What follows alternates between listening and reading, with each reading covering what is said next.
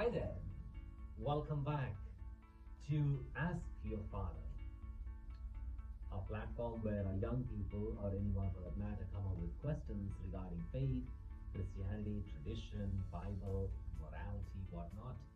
A platform to seek some immediate answers. So let's deep dive into today's questions, which are along the same lines of doing good, avoiding evil, which is what God created us for.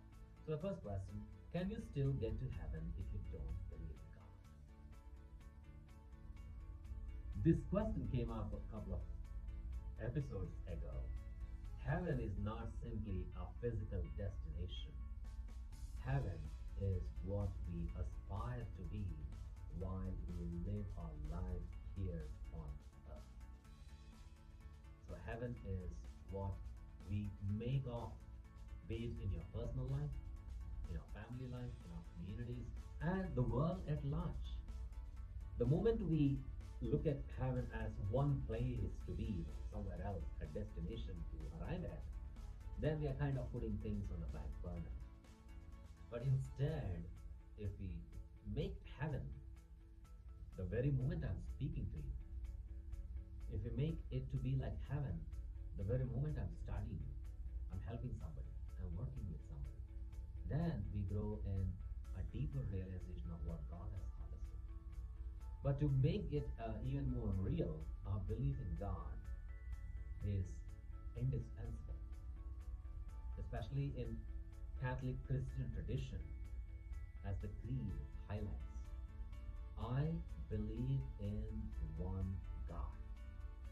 The formula of a profession of faith believes and begins in that one God. Then everything else unfolds, the belief in heaven, the belief in saints, the belief in life after death, the belief in the communion of saints, everything else.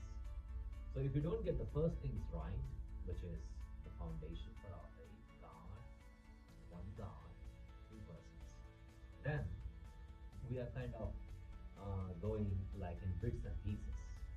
Our faith is not in bits and pieces. Our faith is one cohesive unit. And when we try to do everything as part of that one unit, we are making this moment right now as heaven. The next question, what happens if we don't always say no to temptation? What happens if we always don't say no to temptation? The prayer that Jesus taught us is categorically free. Lead us not into temptation. As simple as the question sounds, what happens if we don't always say no to temptation?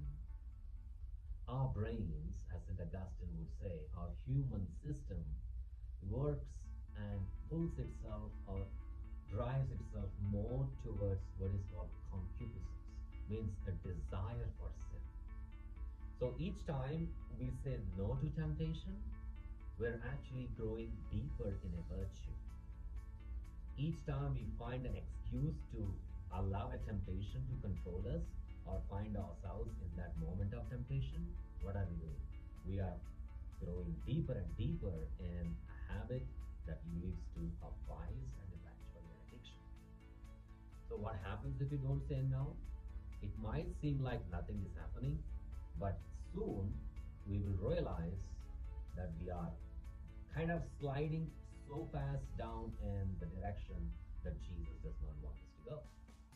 So the devil will kind of lure us each time, push us. Hey, this time is okay. One time is fine. Twice is okay. 3 times is fine. 10 times is fine.